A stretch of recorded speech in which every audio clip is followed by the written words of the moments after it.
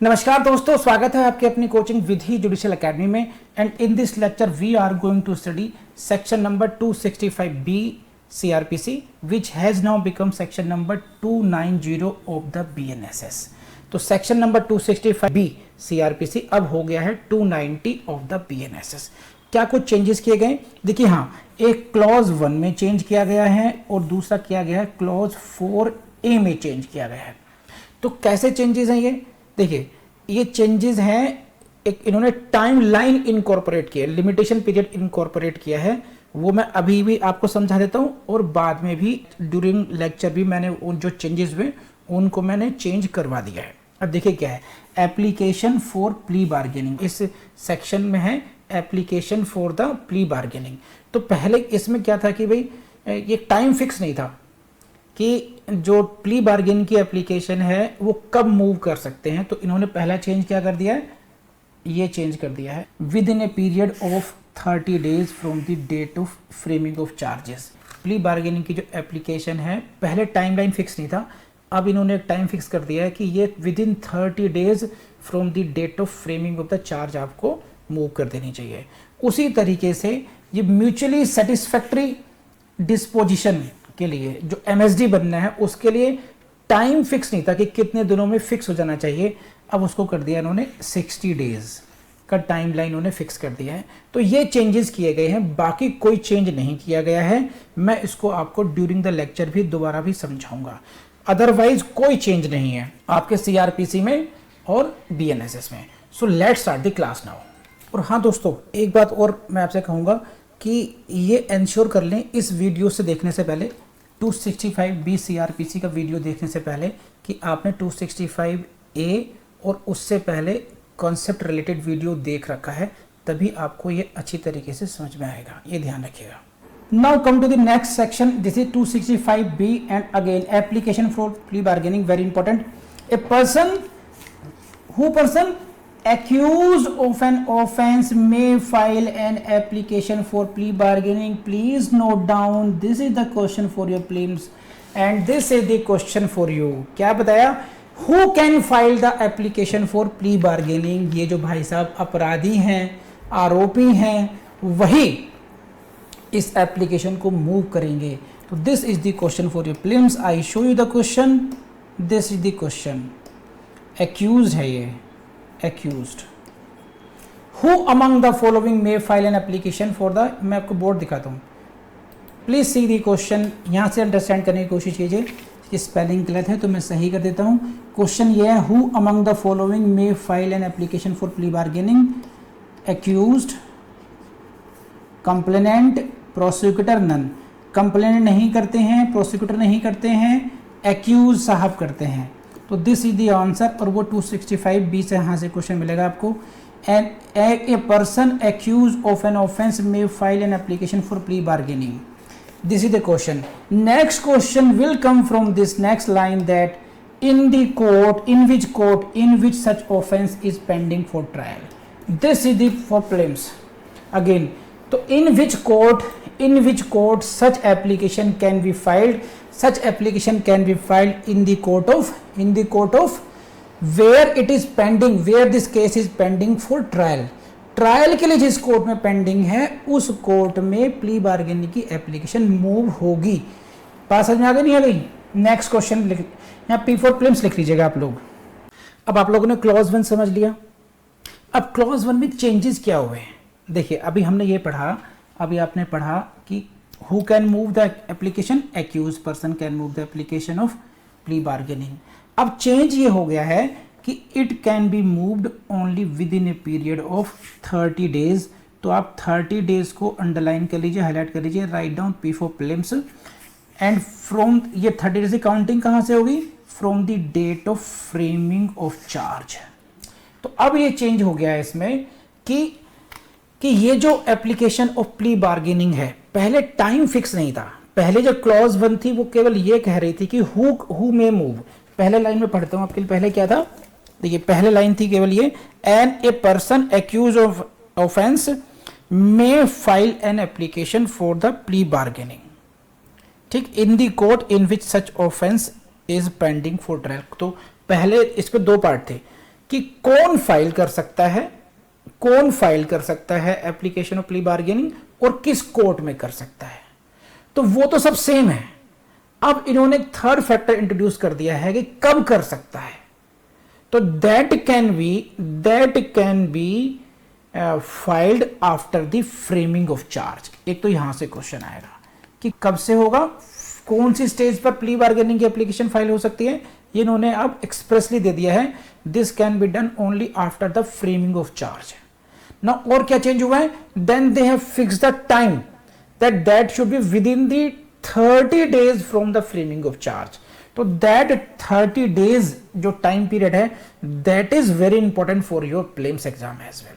पहले सीआरपीसी में नहीं था, अब ये बीएनएसएस में आ गया है ये, तो ये ध्यान रखिएगा, राइट। तो 30 days एंड 30 days कौन सी, कहां से, from the date of framing of charge. ये ध्यान रखना, फ्रेमिंग ऑफ चार्ज है ये। फ्रेमिंग ऑफ चार्ज की डेट से विद इन 30 days, 30 दिन के अंदर ये प्ली बार्गेनिंग की एप्लीकेशन आ जानी चाहिए। कौन करेगा, एक्यूज करेगा। कहां करेगा, किस कोर्ट में करेगा, ये सेम है जैसा कि पहले सीआरपीसी में था।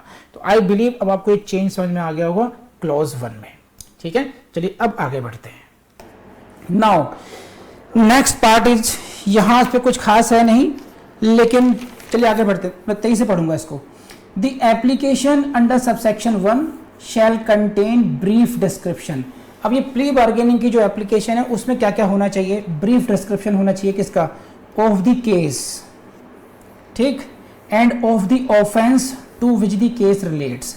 तो केस का ब्रीफ डिस्क्रिप्शन, ऑफेंस का ब्रीफ डिस्क्रिप्शन होना चाहिए। कौन सी एप्लीकेशन है ये पीबी एप्लीकेशन है, प्ली बार्गेनिंग एप्लीकेशन है। किसने मूव की है, by accused. In that application he should mention the brief description of the case and brief description of the offense and shall be accompanied by the affidavit। ये prelims में question आएगा, shown by the accused का there should be an affidavit। So what he will file an application app plus affidavit।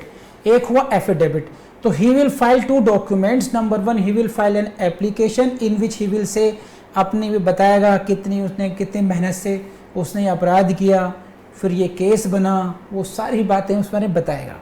और दूसरा वो affidavit देगा। Affidavit में क्या कहेगा, वो बहुत अच्छी बात कहेगा, बहुत सीक्रेट वाली बात कहेगा। समझो क्या कहेगा, affidavit stating therein, affidavit में क्या कहेगा वो, that he has voluntarily preferred the plea bargaining in this case। in this case he is preferring plea bargaining voluntarily। ये जो plea bargaining की एप्लीकेशन मूव कर रहा है, स्वेच्छा से कर रहा है, voluntarily कर रहा है। it is not under any kind of coercion, threat or promise। this is my out of free will, स्वेच्छा से मैं कर रहा हूं, वॉलंटरी कर रहे हैं। तो this affidavit is related to the voluntary movement की जो प्ली बार्गेनिंग है, that is my out of free will. यहां का एफिडेविट ले रहे हैं to be safer side. Application से काम चल सकता था, लेकिन अब क्या होगा कि देखो तुमने बाकायदा एक एफिडेविट फाइल किया है कि हाँ मैं प्ली बार्गेनिंग की एप्लीकेशन वॉलंटरली मूव कर रहा हूं। तो ध्यान रखना, again there can be question for prelims कि एफिडेविट किसका, कौन फाइल करेगा, एफिडेविट किस संबंध में होगा। This is regarding that he is filing it voluntarily. And second बात क्या लिखेगा, and that he has not been previously convicted P for prelims.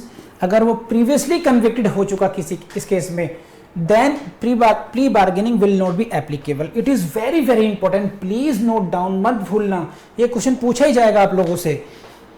Affidavit में he will state what, that he has not previously been convicted। किस case में, in a case, किस में, in which he had been charged with the same offense। Same offence को highlight कर लीजिए बच्चों और पार्टी। देखिए क्या कि अगर ये केस चोरी का है तो मैं किसी चोरी के केस में पहले प्रीवियस कन्विक्शन नहीं हुआ है, समझ रहे हैं आप। जिस केस का इस ऐसे ही ऑफेंस के बारे में मेरा कोई प्रीवियस ऑफेंस में कमीशन नहीं हुआ है, मींस कन्विक्शन नहीं हुआ, means I am the first offender. तो मेरे लिए मुझे प्ली बार्गेनिंग के अलाउ किया जाए। अगर एक चोर ने पहले कोई इस पे चोरी का मुकदमा चला और उसका प्रीवियसली कन्विक्शन हो चुका, तो can he move application for plea bargaining in a subsequent case? Come on, there is a mister Natwarlal,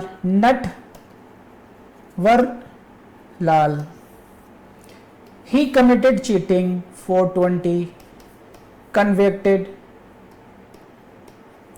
He committed second cheating, now pending trial,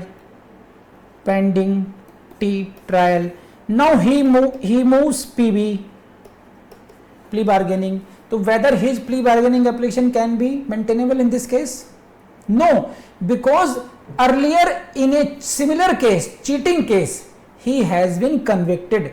So there should not be previous conviction. लेकिन किसमें? Same offense में. No previous conviction in same offense. Come on, ये बात समझ में आई नहीं आई? चलिए तो आगे बढ़ते हैं फिर.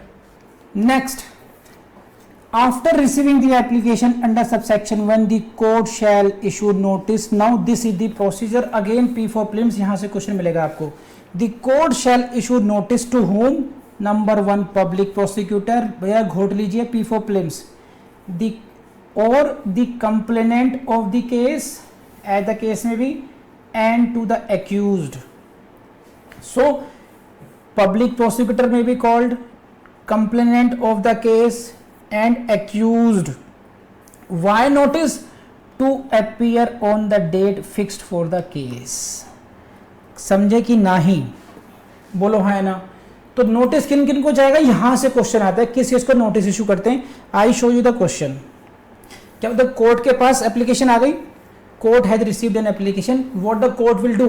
Court will inform to the PP साहब, पब्लिक प्रोसिक्यूटर, कि this is an application, what you have to say, what the complainant have to say, and mister accused you should also be there. अब बात करना बैठ करके, बुला लो सब लोगों को. तो this is notice to. And now see the question.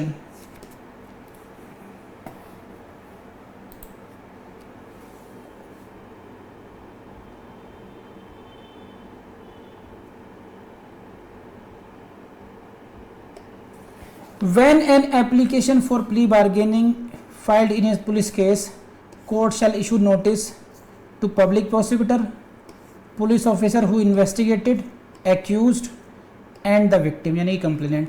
All the above. बोलो ज्योति, क्या समझ में नहीं आया इसको? तो क्वेश्चन बना नहीं बना?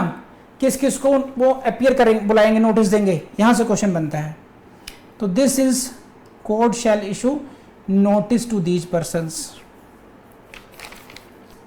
And next, when the public prosecutor, complainant of the case and the accused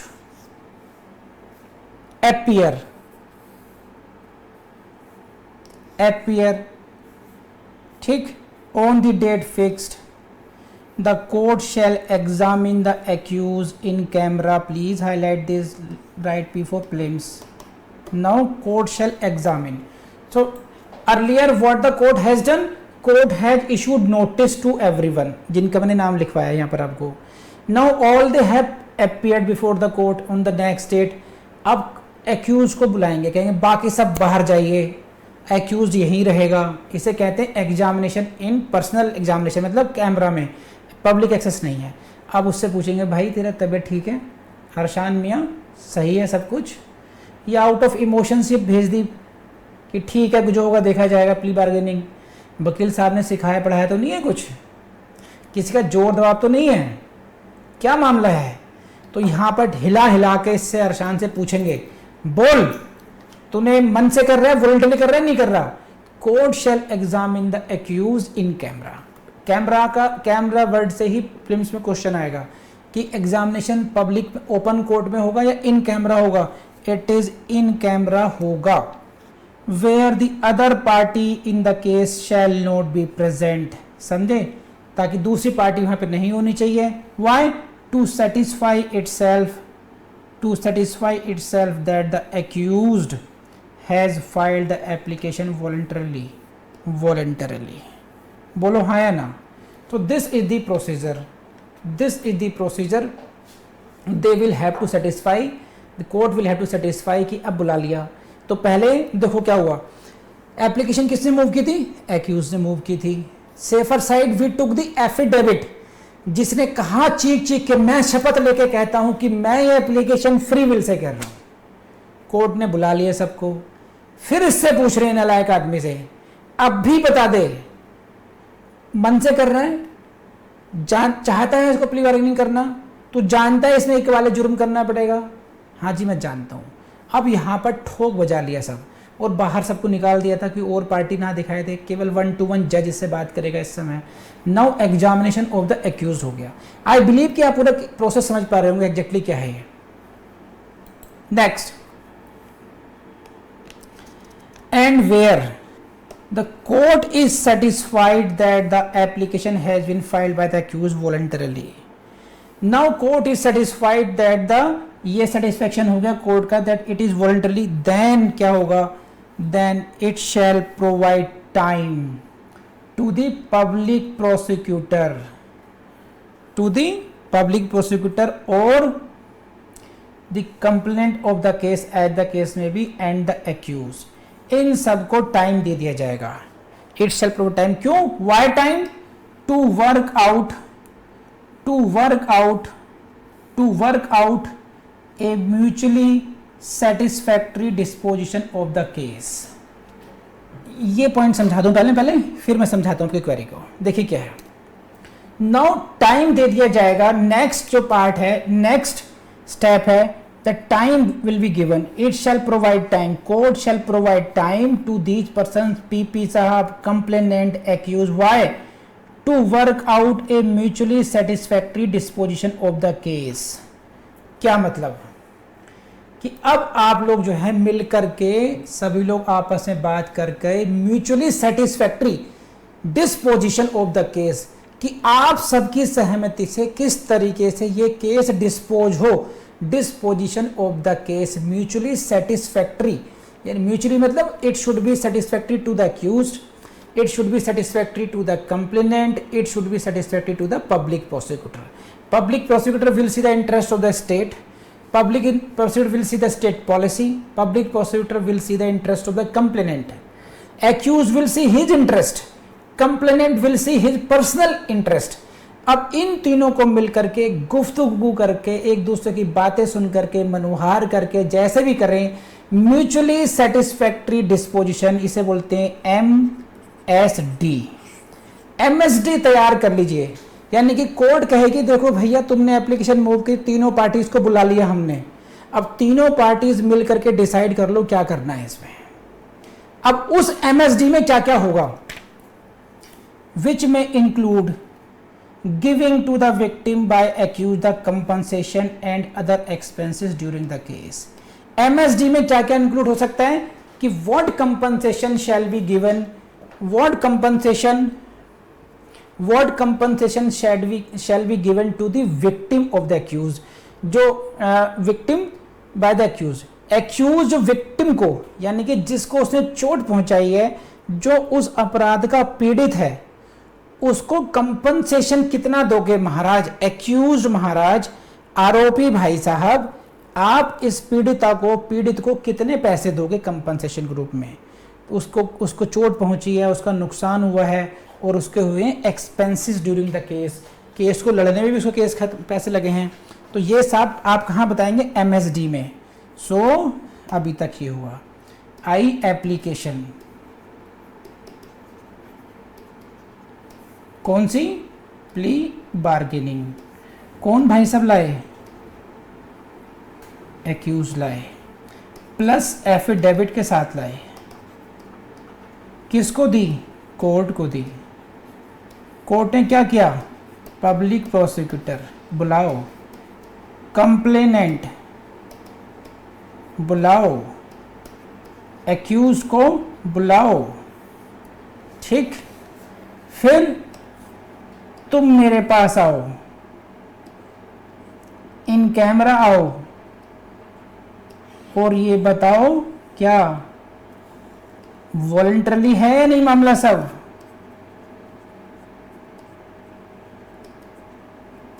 ठीक, अगर इफ सेटिस्फाइड यानी कि court satisfied, then PP plus complainant plus accused go take your own time and come to the court with MSD mutually satisfactory disposition. क्या बताओगे? victim compensation बताओगे इसके लिए कितना मिलना चाहिए इसमें। तो यहां तक कि ये कहानी थी। अब बोलो बात समझ में आई या नहीं आई? Come on. अब इसका अपोजिट हो सकता है। हाँ, यहां पर मैं क्वेरी ले लेता हूं। देखिए, इन कैमरा में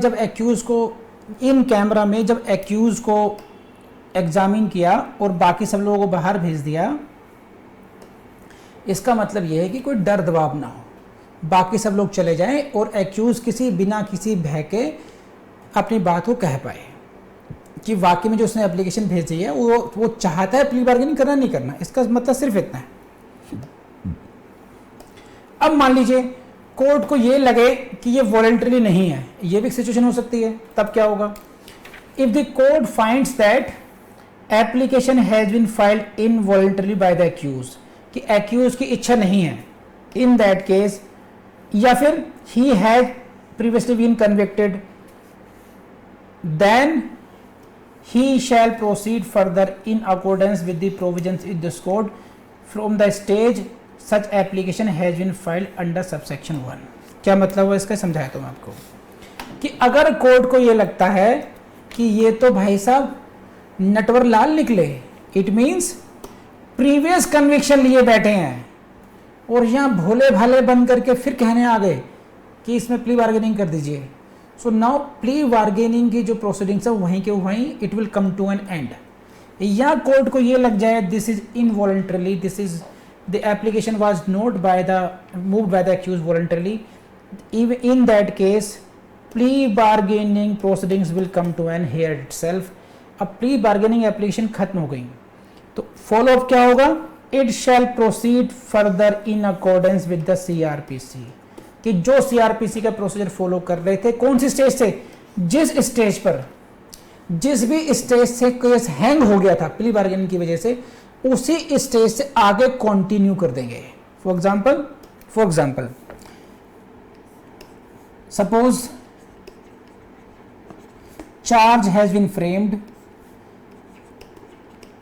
and prosecution evidence was going on and here he moved the plea bargaining application PBA, plea bargaining application moved at the stage of PE and here it is dropped, then again case will start from this point itself। तो जिस point से plea bargaining application आई थी इसी point से आगे वो case अब आगे मूव हो जाएगा। समझे? तो कई बार एक्यूज प्रैक्टिकली ऐसा भी होता है कि लग रहा है कन्विक्शन तो होने वाला है, तो अब जेल जाने से बचना है, तो प्ली बार्गेनिंग की एप्लीकेशन मूव कर दो। अब यहाँ पर केस हैंग हो गया, अब कहाँ जाएगा? नोटिस होगा पीपी साहब को, कंप्लेनेंट को, एक्यूज को, फिर वो एमएसडी बनाएंगे, एमएसडी में म्यूचुअली बात करनी पड़ेगी, तो 2-4 डेट वहाँ पे खींच देंगे कि आज आऊँगा, कभी नहीं आऊँगा, फिर हम लोग फिर क्या करेंगे? एग्री नहीं करेंगे और वापस आ जाएंगे कोर्ट में कि सर हमारा एग्रीमेंट नहीं हो पाया, अब केस को दोबारा चलाया जाए। तो 5-6 महीने 1 साल उन्होंने ऐसे ही निकाल दिया एमएसडी के नाम पर। तो ऐसा भी होता है प्रैक्टिकली। तो यहाँ पर सिर्फ इतना बात ध्यान रखनी है एग्जाम के पॉइंट ऑफ व्यू से कि अगर कोर्ट को लगता है कि भाई ये जो एप्लीकेशन है वो वॉलंटरली मूव नहीं की गई है या प्रीवियस कन्विक्शन है, इन दैट केस फिर प्ली बार्गेनिंग जो प्रोविजंस हैं, जो प्रोसीडिंग्स हैं, वो ड्रॉप हो जाएंगी, दोबारा केस चल पड़ेगा और उसी स्टेज से चलेगा जहां जिस स्टेज पर एप्लीकेशन मूव की गई थी। तो बात समझ में आ गई नहीं आ गई? सो अभी आपने अपने जो सेक्शन 265B है जो कि अब हो गया 290 BNSS, उसकी क्लॉज 4A आपने पढ़ ली और समझ ली। आपने इसमें देख लिया कि एक्यूज को और प्रोसिक्यूटर, एक्यूज को, पब्लिक प्रोसिक्यूटर को, कंप्लेनेंट को एक टाइम दिया जाता है कि वो एक mutually satisfactory disposition of the case पे पहुंचे, जिसे हम कहते हैं एमएसडी, कि वो एक कॉमन ग्राउंड पे पहुंचे, वो एक एग्रीमेंट करे कि हाँ इस केस का डिस्पोजल अब कैसे होना चाहिए। ये हम लोग समझ चुके हैं, आई हैव टॉट यू। अब क्या चेंज किया गया बीएनएसएस में? बीएनएसएस में इसको एक टाइम फ्रेम में फिक्स कर दिया गया है। How much time should be given to reach out a mutually satisfactory disposition of the case. MSD को रीच आउट करने के लिए जो पब्लिक प्रोसिक्यूटर साहब हैं या कंप्लेनेंट हैं और एक्यूज्ड है, उनको वर्कआउट करने के लिए पहले कोई टाइम लिमिट फिक्स नहीं थी। अब वो टाइम लिमिट फिक्स कर दी गई है, दैट इज नॉट एक्सीडिंग 30 और 60 डेज। प्लीज इसको अच्छी तरीके से देख लीजिएगा एंड ब्रैकेट में हाईलाइट कर लीजिए, वर्ड्स देख लीजिए अच्छे तरीके से क्या है। Not exceeding 60 days. It means what? Maximum time can be of 60 days. Not exceeding 60 days means 60 दिन से अधिक का टाइम नहीं मिलेगा। It may be 10 days, it may be 15 days, 30 days, 45 days, 50 days, any days. But upper limit is set. Now it should not go beyond 60 days. It shall not exceed 60 days. तो ये जो time limit fix हो गई है, this is very very important for your prelims exam. इसको highlight कर लीजिए, अपने दिल दिमाग में लिख लीजिए, बुरी तरीके से लिख लीजिए, ये आपके एग्जाम में आएगी ही आएगी। तो अब कर लेंगे अच्छे तरीके से। अब हम बढ़ते हैं क्लॉज 4 की सब क्लॉज बी पर पढ़ते हैं। सो दोस्तों, मुझे पूरी उम्मीद है कि ये लेक्चर आपको समझ में आया होगा और जो चेंजेस किए हैं, समझाए गए, वो भी आपने अच्छे तरीके से कर लेंगे।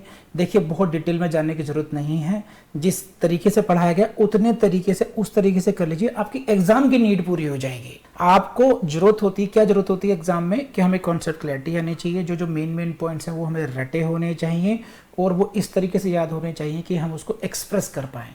इससे ज़्यादा करने की ज़रूरत नहीं है दोस्तों, बिल्कुल ज़रूरत नहीं है। इतना कर लीजिए, ऊपर वाले ने चाहा तो आप बहुत जल्दी जज बनेंगे। ठीक है, थैंक यू वेरी मच।